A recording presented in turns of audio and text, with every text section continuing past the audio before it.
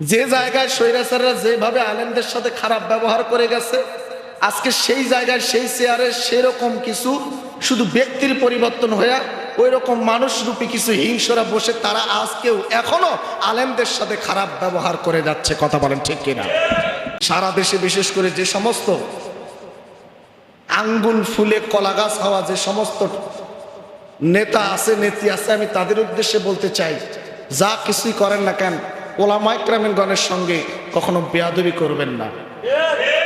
ওলামাদের সঙ্গে যদি বেয়াদবি করে যদি 16-17 বছরের স্বৈরাচারের পতন ঘটতে পারে, বিশ্বাস রাখেন আপনিও সেই রাস্তায় হাঁটলে আপনারও সেই পতন হতে পারে। কথা বলেন ঠিক কিনা? আজও দেখবেন আমাদের মাঝে এরকম কিছু আছে, আলেমদের সাথে দুর্ব্যবহার করে, মানুষের সাথে খারাপ ব্যবহার করে। আছে না নাই? আছে না এরকম? এগুলো ফেরাউনি স্বভাব। কি স্বভাব? ফেরাউনি স্বভাব। মনে রাখবেন, বিগত 15-16 বছর আমরা যে স্বৈরাচারের আমলে ছিলাম, সব থেকে মানুষের মনে সব থেকে বড় কষ্টকর বিষয় ছিল আলেমদেরকে সম্মান না করা। আর এই বিগত 16-17 বছরে সব থেকে নির্যাতিত অবহেলিত হয়েছে আলেম সমাজ। ঠিক কিনা? কথা বলতে হবে, ঠিক কিনা বলেন? আলেম সমাজ সব থেকে বেশি নির্যাতিত হয়েছে, নিপীড়ন হয়েছে, নিষ্কৃতি হয়েছে, জুলুম অত্যাচার সহ্য করেছে।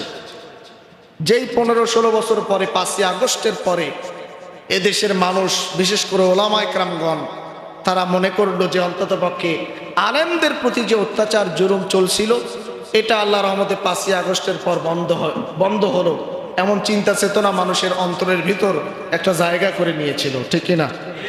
কিন্তু না, ভুল ধারণা। যে জায়গায় স্বৈরাচাররা যেভাবে আলেমদের সাথে খারাপ ব্যবহার করে গেছে, আজকে সেই জায়গায় সেই চেয়ারে সেরকম কিছু শুধু ব্যক্তির পরিবর্তন হয়ে ওই রকম মানুষরূপী কিছু হিংসরা বসে তারা আজকেও এখনো আলেমদের সাথে খারাপ ব্যবহার করে যাচ্ছে। কথা বলেন ঠিক কিনা? আছে না নাই? লাভটা কি হলো? মনে রাখবেন, পৃথিবীর ইতিহাসে যত স্বৈরাচার, কাফের দুশমন, এদের পতনের একটা মূল কারণ ছিল মুসলমানদের সাথে, ইমানদারদের সাথে, আলেমদের সাথে খারাপ ব্যবহার করা, তাদের প্রতি জুলুম অত্যাচার করা। কথা বলেন ঠিক কিনা? বিগত 16-17 বছরে এটাও তারা করে আসছে আলেমদের কারণে। হতে পারে, আমি বলছি না যে হয়েছে, হতে পারে স্বৈরাচারের পতনের কারণ হতে পারে আলেমদের সাথে খারাপ ব্যবহার করা। ঠিক কিনা? হতে পারে কি পারে না? বিশেষ করে সর্বশেষ 50 বছরের তাফসীর কারক শহীদ আল্লামা দেলওয়ার হোসেন সাঈদী রহমাতুল্লাহ আলাইহিকে এমনভাবে নিঃস্বভাবে হিংস্র মনোভাব নিয়ে ষড়যন্ত্র করে তাকে হত্যা করে শহীদ করা হয়েছে। কথা বলেন ঠিক কিনা? অথচ প্রয়োজন ছিল না। ছিল না কি? প্রয়োজন ছিল না তাকে হত্যা করার। সে জেলখানায় ছিল আজীবন, মৃত্যুর পর্যন্ত তার জেলখানা, কোনো মাপ নাই, ভেতরে ছিল। আমরা আশা নিয়েছিলাম সে জেলখানায় আছে, আমরা বাইরে আছি, কিন্তু একই আসমানের নিচে তো আছি। ঠিক কিনা? এদেশের হাজার হাজার লক্ষ লক্ষ কোটি কোটি আল্লামা সাঈদীর ভক্তরা শুধু এই আশায় ছিল যে একটা বার আমরা তার জবানের তাফসীর তার সামনে বসে, নিচে বসে প্রাণ ভরে শুনতে চাই। কথা বলেন ঠিক কিনা? এই আশাটা ছিল, এর বাইরে আর কিছু না। কিন্তু তারা কি করলো? হুট করে সুস্থ সবল মানুষটাকে অসুস্থতার দোহাই দিয়ে হত্যা করে শেষ করে দিল। তো আলেমদেরকে জুলুম অত্যাচার করা, মারা, এটা খুব বড় একটা অন্যায়। আল্লাহ রাসূল বলেছে, আলেমরা যদি অপরাধ করে, ভুল করে, তাদের বিচার আল্লাহ পাক কিয়ামতের ময়দানে করলে পর্দার আড়ালে করবে। কিসের আড়ালে? মানুষের সামনে করবে না। কেন? আলেমদের সম্মান আছে, সম্মানটা তাদের বিচার হবে যদি ভুল করে, কিন্তু তাদের সম্মানটা ঠিক রেখে তাদের বিচার হবে। ঠিক কিনা? আর আমরা কি বলছি না বলছি, আল্লাহ পাক হেদায়েত দান করুক। জোরে বলেন আমিন। সারা দেশে বিশেষ করে যে সমস্ত আঙ্গুল ফুলে কলা গাছ হওয়া যে সমস্ত নেতা আছে, নেত্রী আছে, আমি তাদের উদ্দেশ্যে বলতে চাই, যা কিছুই করেন না কেন ওলামায়ে কেরামগণের সঙ্গে কখনো বেয়াদবি করবেন না।